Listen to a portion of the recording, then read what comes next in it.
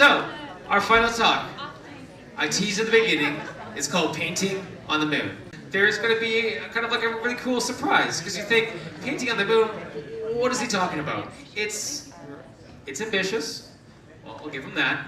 What he is actually doing with his life, he's an artist, he's an educator, he's serious, and I'm super excited to hear what he has to say. Let's give a warm round of applause to Michael Markowsky.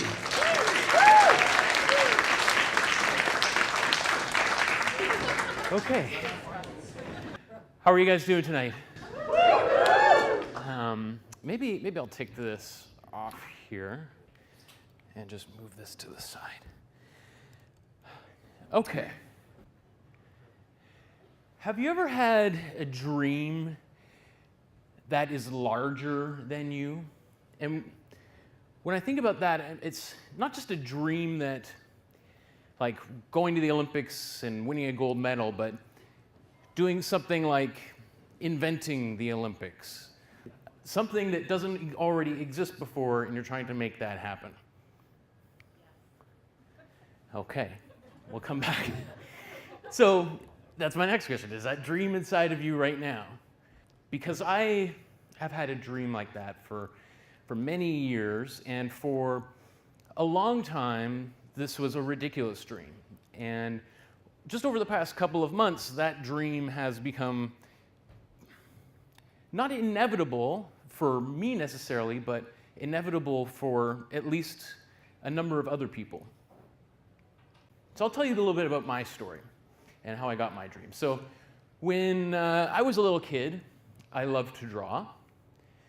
And I also was really into fighter planes and space.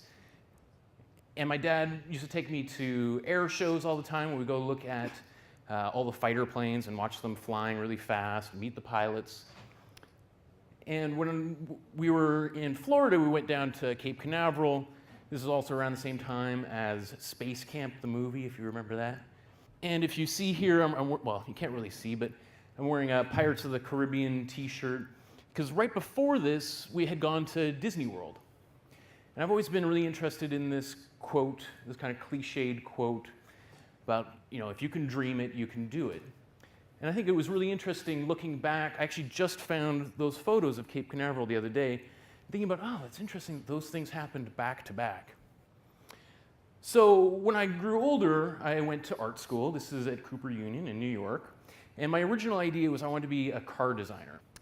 But when I took a sculpture class, a teacher showed us this video of these guys who built this crazy car, and they drove it through a wall of flaming televisions. And I was like, wow, that can be art? Like, it didn't really occur to me that art was like this. So then I kind of went on a different track, and I started making art that was a little bit more dynamic than the kind of stuff you see in the old textbooks. So for instance, I started making drawings while I was driving around on the freeways. And then that seemed a little dangerous, so I got people to drive me around while I'm strapped to the roof of a car. And it's important to wear goggles because paint seems to go all over the place when you're driving at like 100 kilometers an hour. And then driving down the Trans-Canada on a speedboat going around Burrard Inlet, and then making gigantic paintings based on the drawings. And then taking a via rail from Vancouver all the way to Halifax and making drawings. Going up to Dawson City and sitting in a dog sleigh and making drawings of the dogs and the landscape. And so when you're doing projects like this, you keep thinking, like, what is the next step? Like, what's the end game strategy for all of this? And a couple of things that have kind of been in the back of my mind through all of this is Edvard Munch, the guy who painted The Scream, right? He had this outdoor studio he'd like to paint in the middle of the winter. And this is Henri Matisse. His son would drive him around and he'd make some paintings, but he found it was too difficult because cars in that time didn't have shock absorbers, so it was a little rough. So what is the 4D or 3D chess version of what those guys did? So 10 years ago, I had this dream. Like literally while I was sleeping, I had a dream. And when I woke up, I started writing about this dream, and I made a little illustration. And you'll see I like making lots of little illustrations and using Photoshop to make collages. So this dream of somebody standing, myself, hopefully, standing on the moon and making a painting. And it was kind of a silly thing. And then I started thinking about it. The more and more I started thinking about it, the more absurd it seemed, like no one had actually done this, or that this idea was silly. So here's one of these illustrations. This is kind of how I make a lot of my drawings. I take these photographs of my friends and myself, collage them together. So this is me as an artist talking to some guy who's saying, it's a waste of time, it's a waste of money, it's wasting a seat that somebody else could be using that would actually be doing something productive. And it's also potentially putting somebody else's life in danger. If a stupid artist makes some stupid mistake and then somebody else has to go in and rescue them, it screws everything up. Or the thing I've often heard a lot about is this is a joke, right? That you can't possibly be serious. So just a couple quick things. I'm going to run through some details of the moon. So as you know, there's very little gravity on the moon, of course. And this has a number of, I think, very interesting implications, which I'll get to shortly. A day on the moon is equivalent to 13.5 days on Earth. There's obviously no significant atmosphere, and that means that things get very cold at night and very warm in the daytime. Like a cup of water would literally be boiling in the middle of the day. And there's craters at the North Pole of the moon that have some of the coldest temperatures in the entire solar system. In fact, it rivals some of the coldest places on Pluto, which is just kind of mind-boggling that this thing that is so close to the sun is so cold. And there's also 590 billion kilograms of water or frozen water on the moon as well. So why should an artist go to the moon? And I think there's sort of two ways that we can think about this. There's obviously the practical reasons, the measurable reasons, and there's also the anecdotal, the immeasurable stuff, the cultural impact. So let's go through some of the practical reasons why somebody would go to the moon and what it could do to help society, et cetera. So obviously, if you're going to do anything in space, you have to develop certain kinds of equipment, and that's going to create different kinds of innovations that can be useful besides making art. I'm actually super interested in how weightlessness will affect creativity and so-called right brain thinking. When the people were on the moon originally back in the 60s and early 70s, they were unable to determine pitch because the gravity was so low. So when they were driving those little dune buggies around on the moon, they were going at times almost like 45-degree angles up on these craters, and they were unable to tell that they were going 45 degrees up on this hill and possibly could have even tipped over. And there's also sort of funny videos of them tripping and falling all over themselves. Another thing I think about, obviously you'd have to develop new kinds of paints and materials that would be able to dry in outer space. And this has implications beyond simply just making art, but obviously when we go up there, we want to be able to build new things in space, and they have to be able to weather these extreme conditions. And up until now, we've been taking things and we build them here, and then we assemble them in space. But ultimately, we want to be able to take raw materials and build new things from those materials on other planets, right? And eventually, we want to paint those and coat them with different kinds of materials. Like virtually everything around us has been painted or coated or sprayed with some kind of material to protect it from various different kinds of things. And then possibly there's other, again, pigments that we can use to make new colors, but also maybe new energies, et cetera. So if this sounds kind of interesting, I'm really interested in to collaborate with any other researchers or scientists or chemists or botanists, besides just myself. A couple of interesting books, if you're interested in any of this. Here's, I love this book, Packing to Mars. Has anybody read that book? Nobody? Okay, it's really interesting. It's all about, really it's about what makes Earth special and why Earth is such a habitable place and why space is so inhabitable. There's a whole chapter about how difficult it is to take a dump in space. Chris Hadfield, there's a really great quote in here about why artists should go to space, and I wasn't able to find it, but it's in the original book. And then if you're also thinking like, what does paint and color, how does it apply to my life? This is something totally separate from my life. This is a great book by Victoria Finlay that she went around and kind of explored the history of all these different colors and how they affect us today. But I'll get back to my list. Okay, so the cultural, the immeasurable stuff about going to the moon and why that's important is the art is a language that everyone can understand. And we can use this language to get people, particularly younger people, into space exploration and science, right? And with interest comes money from government and other kinds of funding. So if you're a scientist, collaborating with an artist is also another way to help you get more funding, because we can help visualize your ideas and your research. It's also a declaration of the priorities of a government or a culture and a people. And it's a very powerful, motivating tool. You think we went to the moon, or the Americans went to the moon in the 60s for reasons beyond simply just going to the moon, right? There was all sorts of symbolic implications about that.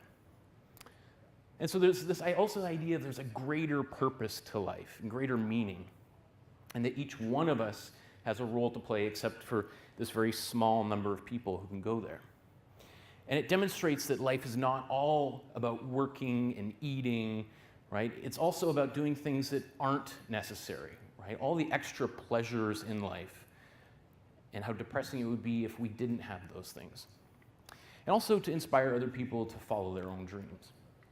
So how does an artist get to the moon?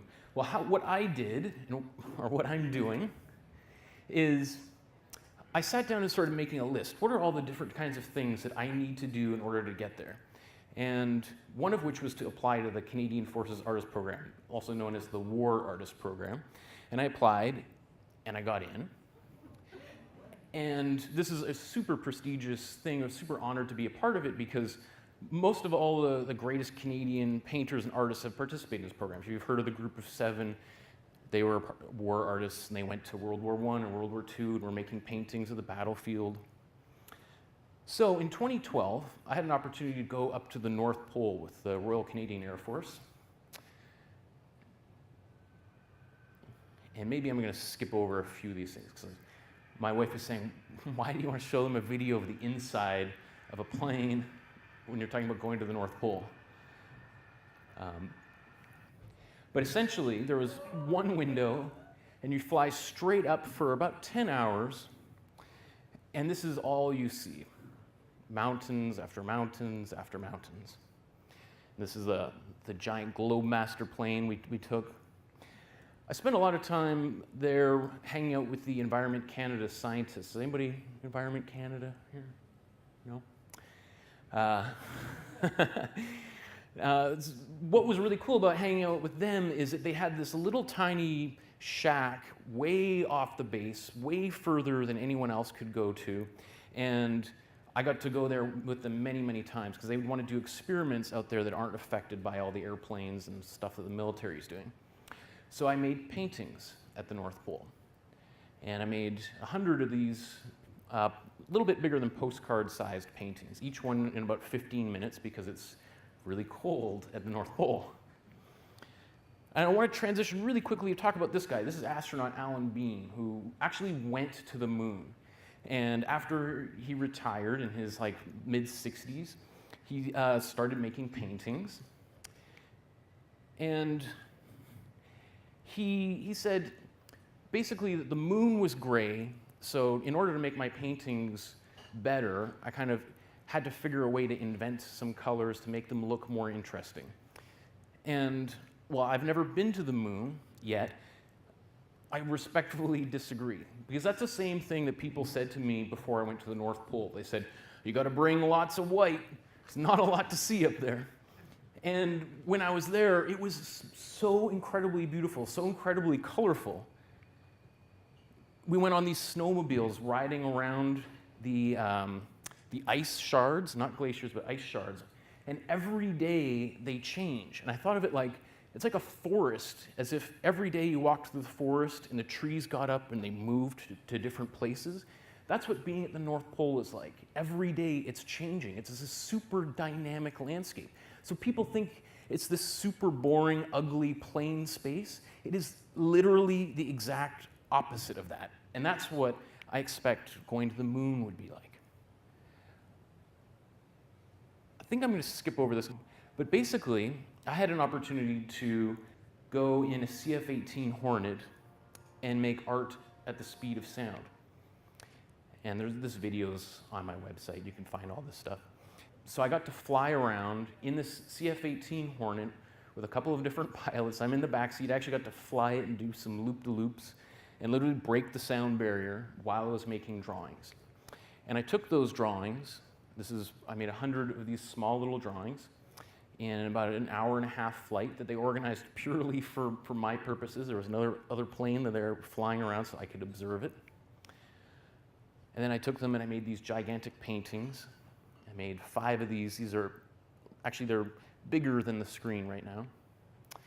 And then I went to the Kamloops Art Gallery, and while I was there, I was building this sculpture, and I had a lot of little kids come and help me every day. And the idea that I wanted to do was to create basically a flight simulator that their families could come and sit inside of and be surrounded by these gigantic paintings. A lot of people would say like, oh man, I can't spend too long in there. It's really disorienting. I was like, yes, that's exactly the experience of being in a fighter plane. And so if you come and see my art and then you feel ill and you throw up afterwards, that's actually a really great thing. And so there was a film that this director, Mike Peterson, made about this whole experience. It was a very amazing piece of work. And so then I've gone around and I've talked about going to the moon to lots of little kids, and at the very end, I show this image of somebody standing on the moon making a painting. And I get a lot of those same reactions that you hear at the very end. But 2 months ago, I was actually on an airplane, and I got off the airplane, and I had like 100 text messages from people all over saying, oh my God, like you got to get a hold of this guy. Like, what's going on? Like, people are talking about this very thing that you've been talking about for the past 10 years. Right? So a couple of months ago, Elon Musk and Yusaku Maezawa, this Japanese billionaire who kind of started the Amazon of Japan, this idea to take one of the SpaceX shuttles and fly around the moon. And the idea that Maezawa had was to use that as an opportunity to take 8 different artists along with him. And this idea that he would be able to have that experience with artists who would be able to give a different perspective to this thing that has, people have already been to the moon. So what are we going to do next? What is the 3D chess version of what we've already done? So how are you planning on reaching out to the SpaceX team and sort of putting your pitch forward? Well, I would love if people tweet out about it, use the hashtag #PaintOnTheMoon or Markowsky to the moon.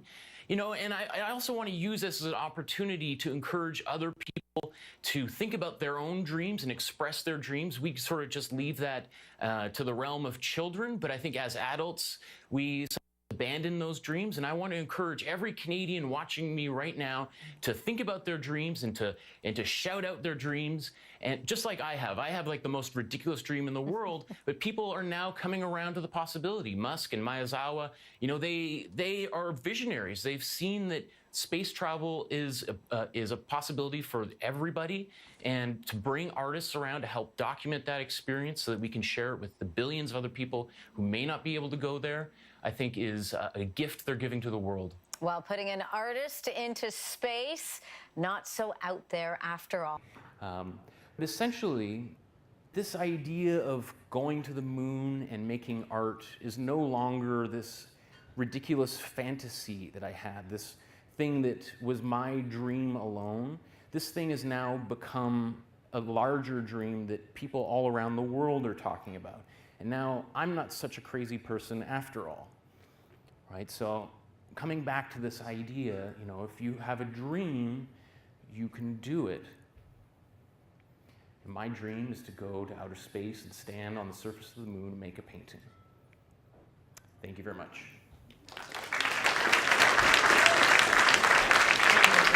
Michael Markowsky, everyone. Thank you so much, Michael. That was actually really inspiring.